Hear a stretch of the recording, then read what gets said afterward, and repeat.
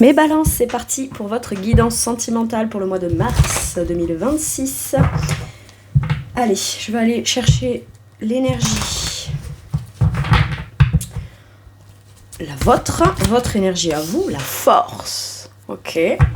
De mon point de vue, je vous place en premier. Maintenant, si vous vous retrouvez plus en face et la personne en face de vous dans la première, ça c'est vous qui voyez. La personne en face de vous, que vous connaissiez ou pas, parce que ça pourrait représenter les énergies de la nouvelle personne que vous allez rencontrer, le 7. Ouh, le 7 de coupe. Très bien. Alors, la personne qui est de ce côté, elle est dans une énergie d'assumer pleinement, d'avoir du courage, d'avoir de la bravoure, de se revendiquer, peut-être de s'affirmer un petit peu plus dans la relation, de s'affirmer dans un choix ou dans des propositions. La personne en face de vous, elle est dans un état d'esprit où c'est un peu flou pour elle, ça a l'air de lui... Si elle vous rencontre, elle sent que ça vient provoquer quelque chose en elle d'émotionnel, que ça ouvre un champ des perspectives. Elle peut être aussi dans la elle peut être rêvasse. Elle rêvasse dans la rêverie, dans l'idéalisme ou dans quelque chose comme ça, ce qui fait que ça provoque un petit flou à l'intérieur d'elle, et elle aimerait choisir de se laisser aller pleinement au cœur, mais c'est encore un peu flou pour elle. Mais c'est peut-être votre énergie forte à vous qui vient comme c'est pas la perturber ou le perturber, c'est plutôt l'idée de je me positionne vis-à-vis de toi, t'en fais ce que tu veux, peut-être la personne s'y attendait pas. Ou alors la personne pensait pas rencontrer quelqu'un qui s'affirmerait autant, qui assumerait autant, qui serait aussi positionné. Il y a un flou, alors c'est pas tant du doute, c'est plus j'évalue toutes mes options, si je choisis ça ou plutôt comme ça, et si je dis oui à ça mais pas à ça, vous voyez, il y a un truc où là on se positionne moins, et mais c'est pas qu'on n'a pas envie de se positionner, c'est que dans le 7 de coupe, le conseil qui est donné, c'est si tu choisis avec ton cœur, tu peux pas te tromper. Alors aussi, parce que si je vis un truc qui finalement après ça me convient pas, ça voudra dire que je me serais trompée. Non, ça veut juste dire que tu as écouté ton cœur et que dans ce qui t'a pas convenu, qu'est-ce que tu as à en apprendre et à en retirer pour que soit ça s'arrange, soit tu puisses mieux te positionner, ou tu puisses aussi défendre tes intérêts de cœur. Parce que moi là, je peux quand même avoir quelqu'un qui est tellement affirmé ou tellement positionné que l'autre doit encore travailler sur sa volonté d'expression de son cœur pour que ce soit pris en considération aussi. Il y a une motivation émotionnelle à devoir aller découvrir ou décortiquer ou investir pour aller s'y impliquer pleinement. D'accord ? J'ai un truc comme ça. Bon.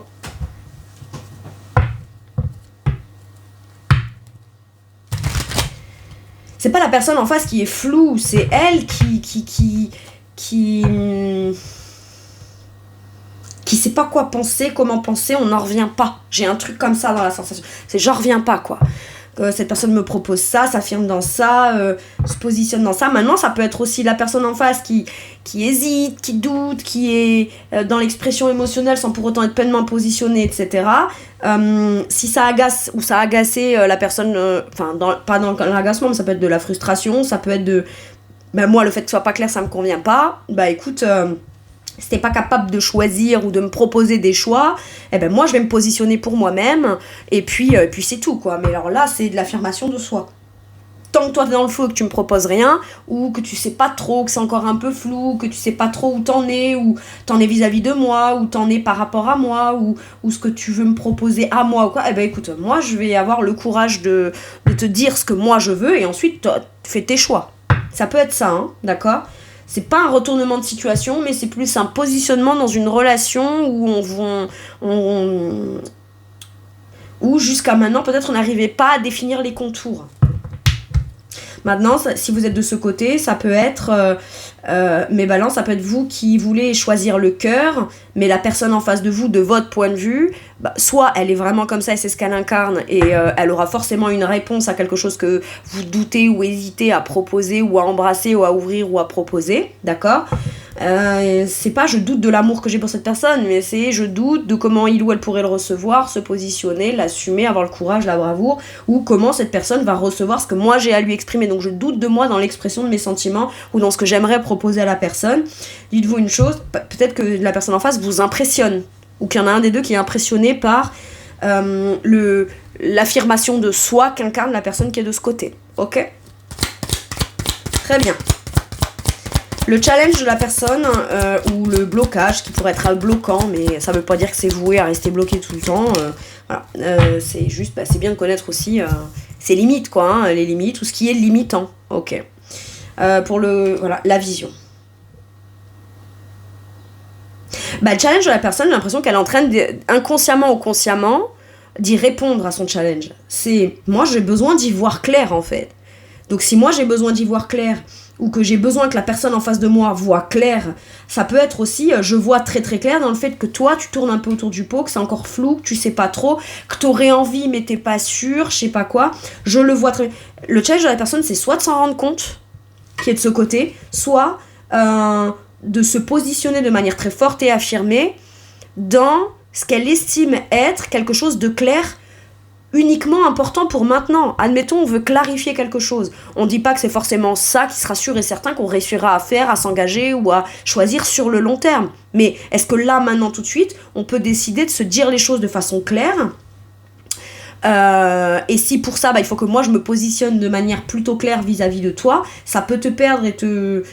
mais moi, je ne fais que t'affirmer ce que je sais, que je vois, que je conscientise, et que je ressens. Je vois clairement à l'intérieur de moi et comment j'ai envie d'être et par rapport à toi ou moi dans la relation ou moi dans un projet. Donc maintenant, si toi t'es flou ou toi c'est pas clair pour toi, ok, moi j'ai soit besoin de te le dire, et c'est pas contre toi, mais moi j'ai besoin d'être avec quelqu'un qui voit clair en fait. Si t'y vois pas clair, moi je vois clairement que toi c'est flou et c'est pas clair et que t'as des doutes, des hésitations, etc. Bon, comment est-ce qu'on peut faire pour venir clarifier quelque chose ou rendre quelque chose où aujourd'hui on sait que c'est ça qu'on voit, on verra si demain c'est ça qu'on verra se développer ou quoi, mais au moins qu'on clarifie les choses sur l'instant. Et c'est soit je te exprime que moi j'ai besoin de ça, soit sinon voilà. Mais là, mais pour pouvoir être positionné, courageux, brave, etc., il y a déjà besoin de voir clairement à l'intérieur de soi. Ou d'avoir le courage de faire un acte vers la personne qui a l'air de vouloir dire des choses sans pleinement le choisir vraiment, etc. Et d'aller voir cette personne en face pour donner au moins son point de vue, sa vision des choses. Et là où j'en suis, la personne qui est de ce côté, là où j'en suis, moi je vais te dire où j'en suis. Maintenant, si toi c'est toujours flou pour toi, ça ne t'appartient qu'à toi, ça ne te concerne que toi. Moi, je vais te montrer jusqu'à quel point moi je suis claire. Ok. Et peut-être qu'il faut le faire de face à face, en visu. Ok ?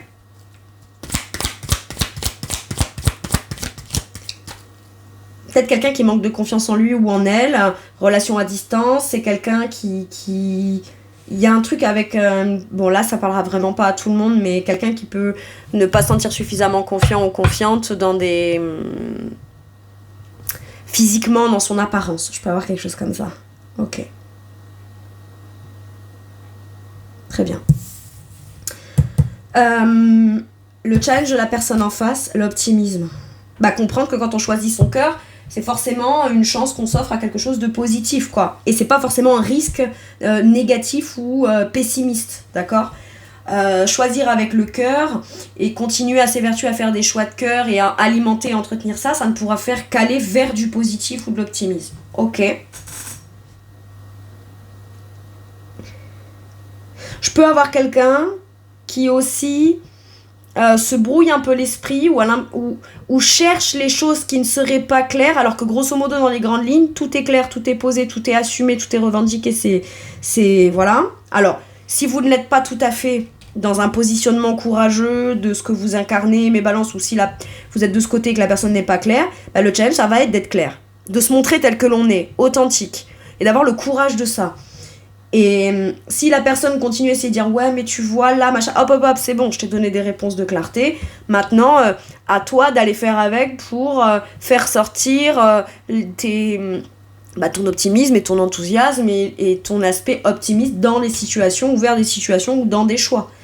Maintenant c'est vrai que la personne en face voudrait être optimiste sans que c'est un choix de cœur qui peut être bien, mais là où c'est challengeant, c'est si elle est pas claire avec elle-même ou si elle estime qu'en face c'est pas suffisamment clair et qu'elle a peur de se tromper dans un choix tout en même temps qu'elle a l'impression, voilà, je pense qu'il y a besoin de se positionner, de s'affirmer et de clarté pour pouvoir voir les choses par la suite d'une façon beaucoup plus porteuse et optimiste, quoi. Bon, ça c'est challengeant un peu, hein.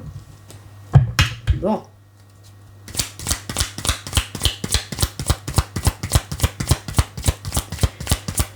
Je peux avoir quelqu'un qui se dit ouais mais à chaque fois que j'ai eu fait des choix ça s'est mal passé même si j'étais optimiste. Oui mais moi je suis pas ton passé, tes situations passées, etc. Ou alors si on se connaît depuis le passé, maintenant aujourd'hui je suis claire, je suis affirmée, je te dis les choses telles qu'elles sont. Maintenant ça peut être aussi, écoute je vois bien que t'as l'air d'être optimiste mais t'arrives pas à faire un choix, bon bah moi je vais me positionner, je suis pas en train de choisir pour toi, je suis en train de choisir pour moi, et au moins là où ça choisit pour toi c'est que ça arrêtera de te mettre dans un contexte flou. Ah ouais mais j'ai du mal à être d'accord avec ça du coup parce que, alors donc ça veut dire que c'est un autre choix que tu veux faire, c'est juste clarifie-le quoi. J'ai un truc comme ça. Bon, l'atout de la personne qui est de ce côté, l'adaptabilité. Ce qui ne veut pas dire qu'on ne prend pas en considération tous les tenants, les aboutissants, les peurs, les enjeux, ce que je doute, ce que je redoute, ou ce que j'ai peur de pleinement embrasser, d'accord ? On arrive quand même à comprendre les enjeux importants émotionnels pour l'autre.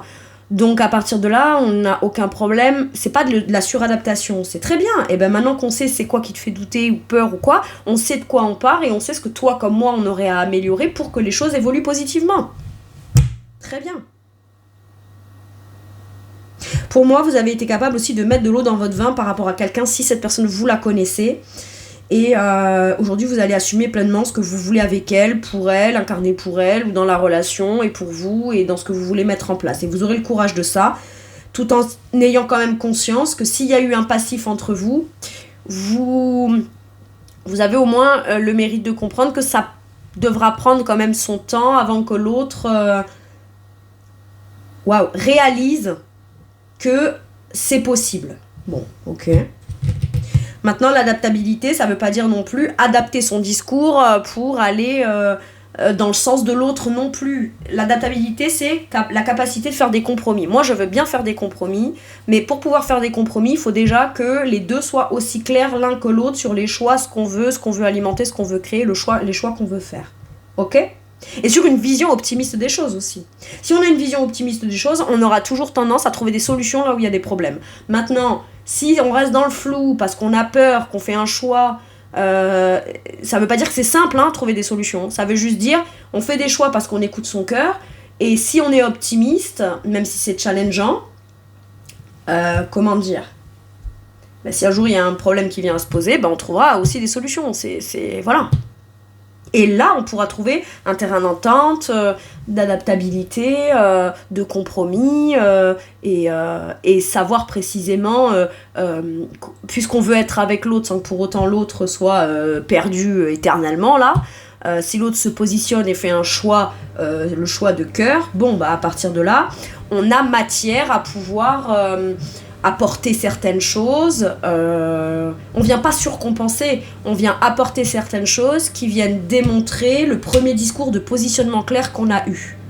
Et si l'autre du coup conscientise ça et s'ouvre un peu plus et fait le choix du cœur, là on peut être prêt à prendre le temps, si c'est le temps qui est nécessaire, à essayer de prendre du temps tout en alimentant quelque chose pour venir prendre en considération les besoins de l'autre, pour que l'autre, plus le temps passe, plus il ou elle n'est même plus à penser à ses doutes, à ses peurs de choix ou je sais pas quoi. Vous voyez, à force d'avancer, l'ancrer, le concret, l'investi, l'équilibrer,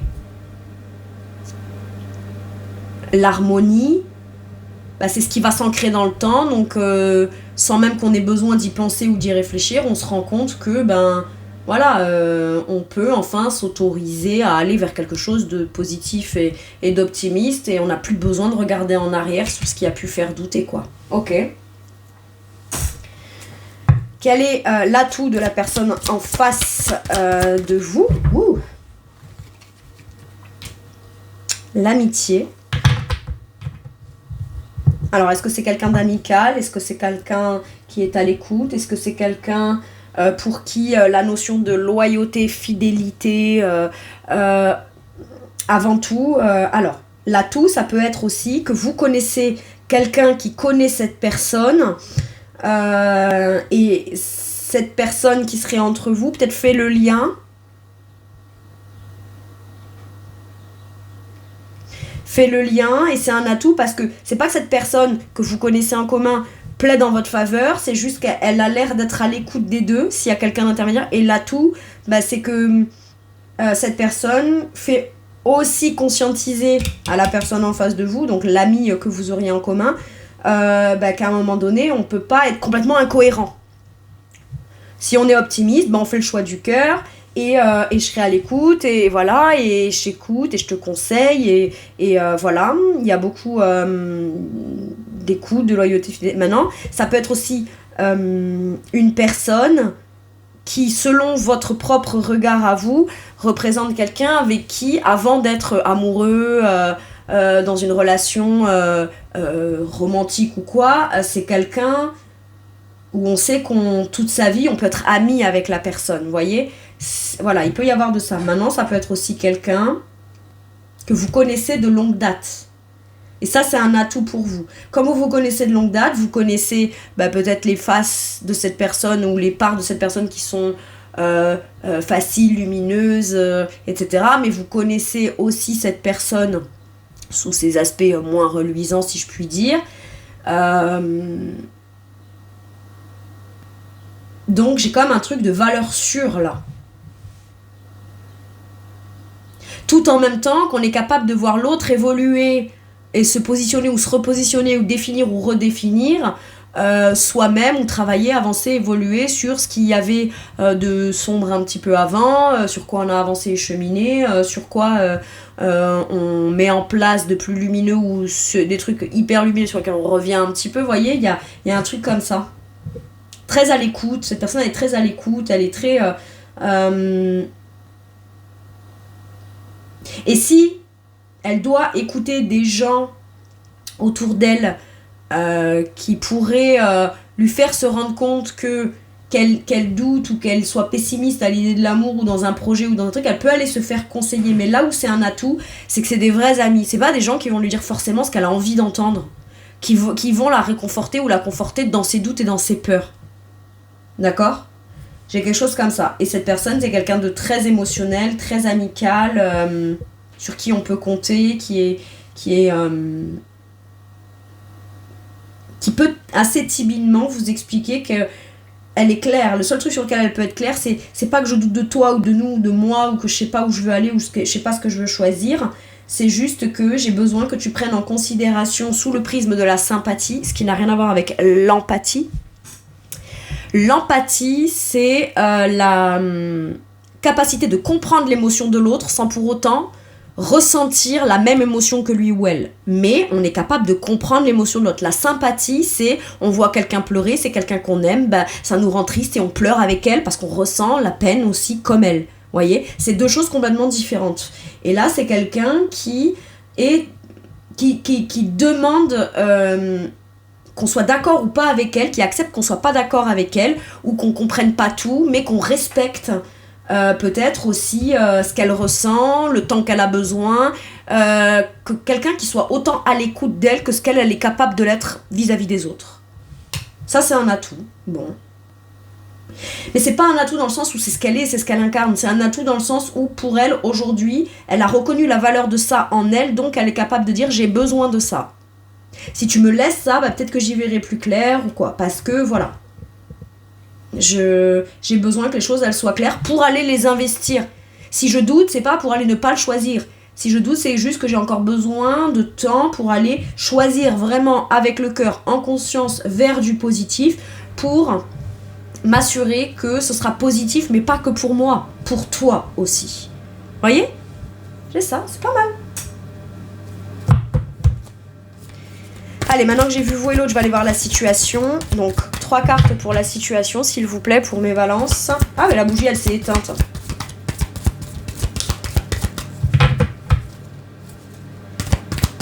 Allez. Waouh, le 9 d'épée. Donc là, actuellement, dans une situation où il y a peut-être des peurs, des angoisses, des appréhensions. On se dit qu'on veut faire un truc, se positionner, avoir le courage, mais on a peur on essaye... On essaye de réfléchir à tous les scénarios dans le pire qui puisse se passer pour au cas où ne pas trop regretter ou avoir peur ou être déçu ou quoi. Allez-y en fonction de ce que vous savez qui est pour vous, là, maintenant. Essayez de ne pas avoir d'attente de résultats par rapport à ça, parce que sinon ça voudrait dire... Et si vous avez besoin d'avoir des éléments de réponse vis-à-vis de l'autre, allez le ou la questionner. Là, tu m'as pas répondu, là, tu me dis pas, là, toi, tu choisis pas. Pourquoi ? Bah parce que c'est pas toi, mais j'ai des peurs, ou voilà, j'ai envie de choisir ça. Très bien. Eh ben... Très bien, au moins je sais que c'est pas par rapport à moi ou que c'est pas moi le problème ou quoi, et que c'est juste lié à... Vous voyez, il y a besoin d'aller clarifier des choses et pas se faire des réponses toutes prêtes qu'on aurait tendance à envisager toujours sur le pire du pire, quoi.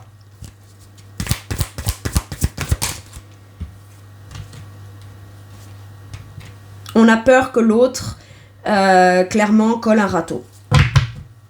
Ou que l'autre ne se saisisse pas d'une occasion, d'une opportunité, d'un nouveau départ concret dans un vrai projet engageant, etc.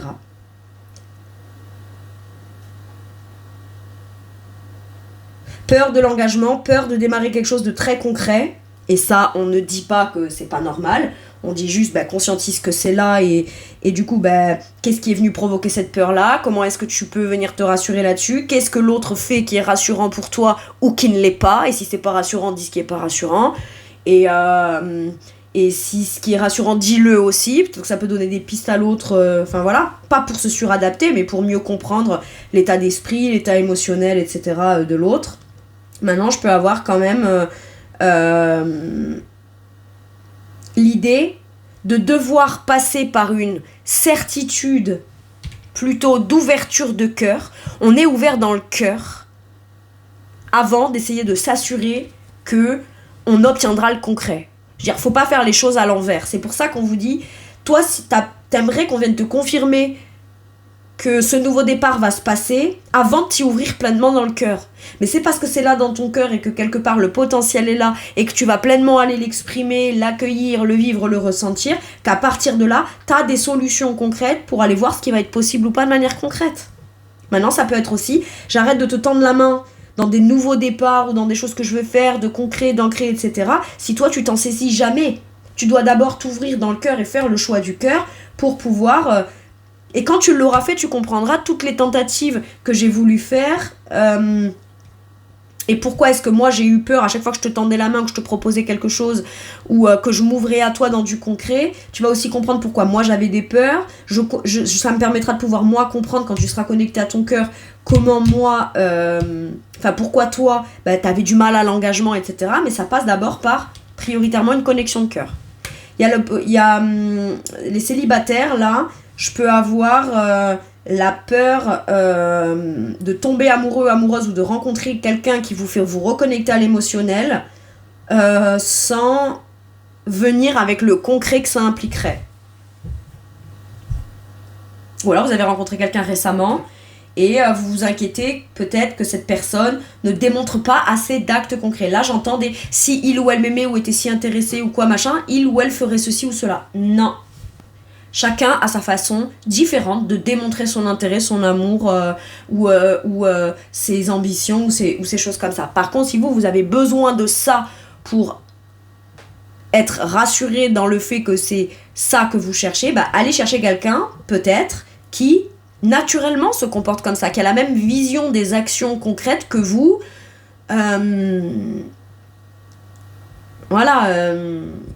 Qui a la même façon de s'engager, de s'impliquer, de tendre la main, de donner et de recevoir, etc. Donc il n'y a pas de donc s'il le fait pas ou elle le fait pas comme ça veut dire que il ou elle ne m'aime pas. Non. Ou il ou elle n'est pas intéressé, ou il ou elle ne veut pas s'engager, ou il ou elle... voilà. Alors oui, il y a les paroles, il y a les actes. Mais par exemple, je vous donne un exemple. C'est ce que j'ai tendance à donner comme exemple. Par exemple, je vais parler des Capricornes, parce que moi, j'en suis une, donc je connais.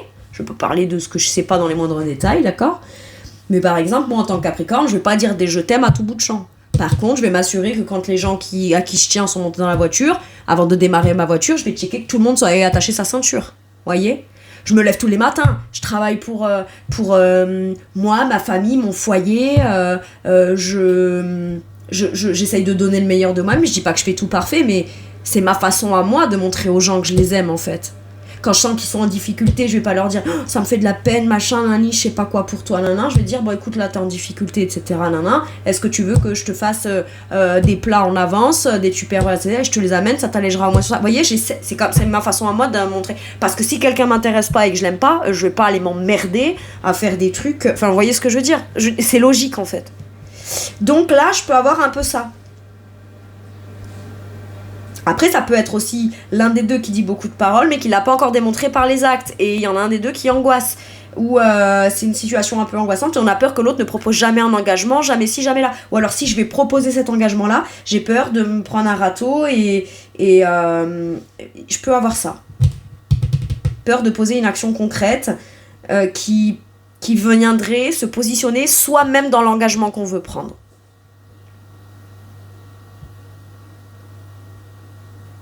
Ok. Alors que pour autant, ça représenterait un idéal émotionnel, un rêve ou une rencontre ou la possibilité d'un nouveau départ ou d'un nouveau projet de cœur vers la personne. Mais c'est comme si là on marche un peu sur des œufs et on ne sait pas trop si on doit le dire, pas le dire, le proposer ou pas, ou j'en sais rien. Qu'est-ce que te dit ton cœur? À partir de là, si tu sais pas si tu dois le dire, c'est que tu as peur que l'autre n'y réponde pas, ou soit pas d'accord avec toi, ou sache pas, ou quoi. Mais au moins tu auras le cœur net. J'ai l'impression, mes balances, que sur pas mal de fois 2025 et encore maintenant, je vous dis au moins t'auras le cœur net. Je crois que j'ai l'impression que c'est pas la première fois que je dis ça aux balances. Je peux pas l'affirmer, mais ok. Bon.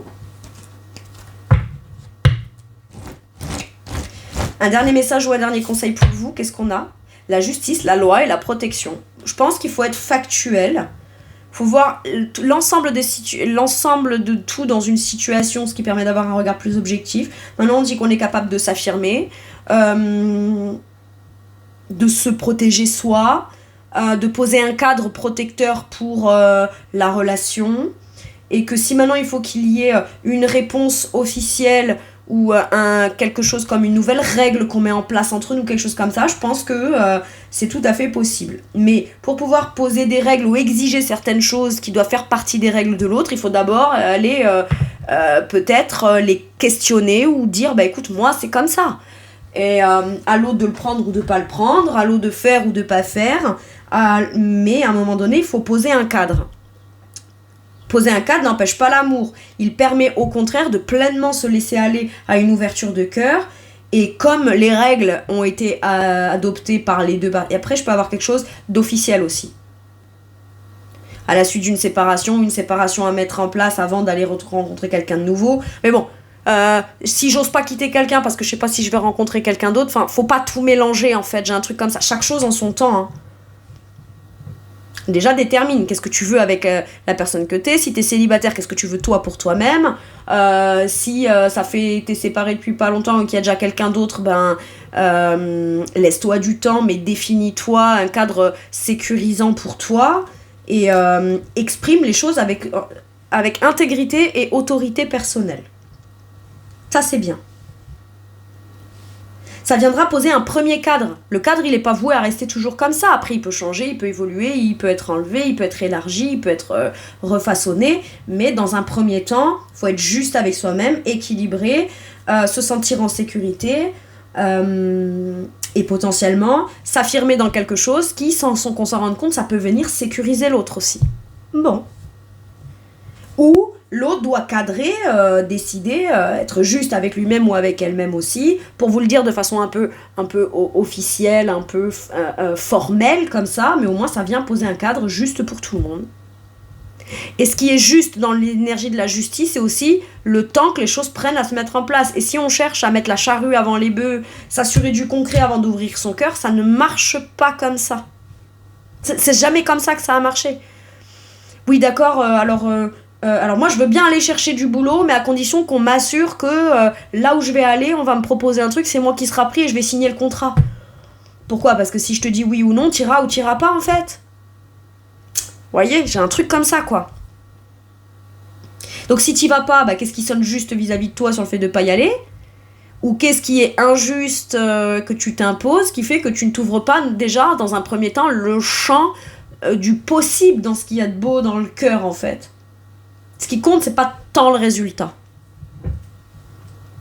C'est normal de vouloir atteindre des buts, des objectifs, des ambitions et atteindre des résultats, mais la meilleure façon de s'assurer d'obtenir des résultats un jour, c'est de poser un cadre, d'être clair, de dire les choses, de les affirmer et de faire les choses dans l'ordre. C'est la meilleure façon qu'on a de vivre quelque chose de beau.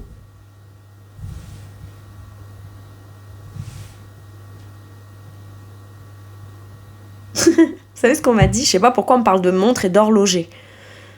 Demande pas à l'horloger de te donner l'heure sur la montre que tu lui as commandée, qu'il n'a pas encore truc, et sous prétexte qu'il est horloger et qu'il n'est pas capable de te donner l'heure depuis la montre qui n'est pas encore fabriquée pour toi, ça veut pas dire que pour autant c'est pas un bon horloger. J'ai un truc comme ça. Question de temps.